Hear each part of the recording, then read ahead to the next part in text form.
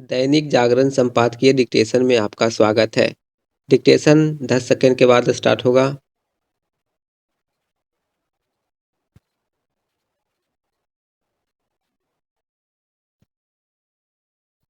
Start. Venezuela पर हमला करने और डेनमार्क के स्वायत्तशासी क्षेत्र ग्रीनलैंड पर बलपूर्वक कब्जा करने की धमकी देने के बाद अमेरिकी राष्ट्रपति डोनाल्ड ट्रंप और अधिक बेलगाम हो गए हैं। अब उन्होंने एक ऐसे विधेयक को सहमति प्रदान की जिसके तहत रूस से तेल खरीदने वाले देशों पर अमेरिका 500% टैरिफ थोपेगा। चूंकि रूस से तेल खरीदने वाले प्रमुख देश चीन, भारत और ब्राज़ील हैं, इसलिए इसमें कोई संदेह नहीं रह जाता कि वे इस मनमानी मान्यता से बाहर नहीं निकल पा रहे हैं कि रूस से तेल खरीदने वाले देश ही उसे यूक्रेन के खिलाफ युद्ध जारी रखने में सहायक हैं। ट्रंप ने भारत पर पहले से ही 50% टैरिफ लगा रखा है। इसमें और अधिक वृद्धि का मतलब है आर्थिक प्रतिबंध लगाना।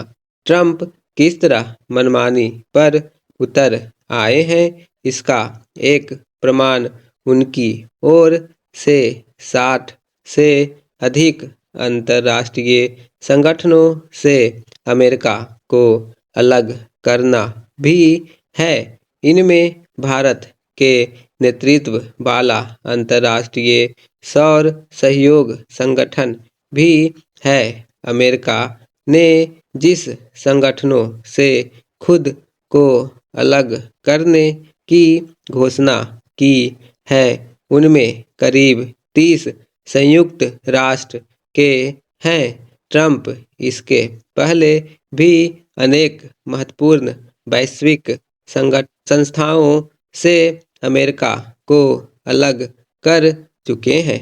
अब उन्होंने जिस तरह थोक में कई संगठनों से बाहर आने का फैसला किया, उससे यही स्पष्ट हो रहा है कि वे विश्व व्यवस्था को पूरी तौर पर छीन भिन करना चाहते हैं।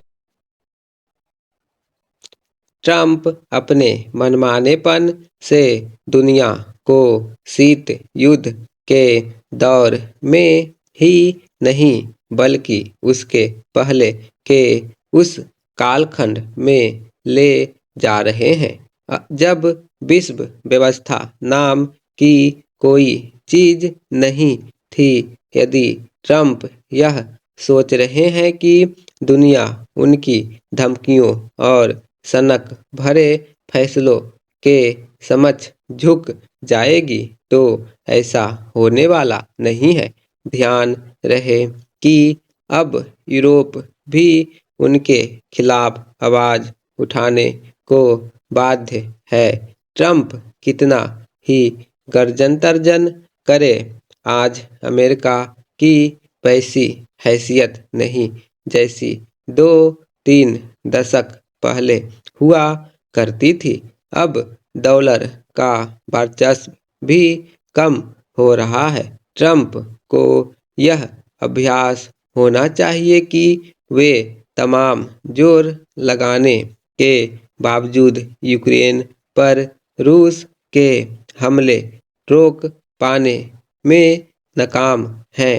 चीन और ब्राज़ील पर भी उनका जोर नहीं चल पा रहा है और भारत का भी यही स्पष्ट संदेश है कि वह उनके दबाव में झुकने वाला नहीं।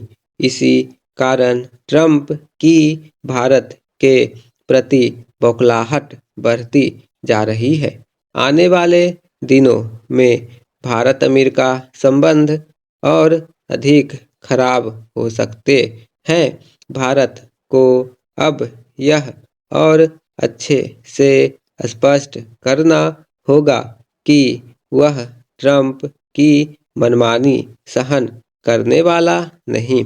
उसे अमेरिका को यह संदेश देने के साथ ही यह भी देखना होगा कि विश्व के प्रमुख राष्ट्रों से मिलकर कैसे ट्रंप की दादागिरी का सामना किया जाए, क्योंकि अब इसके अलावा और कोई उपाय नहीं रह गया है।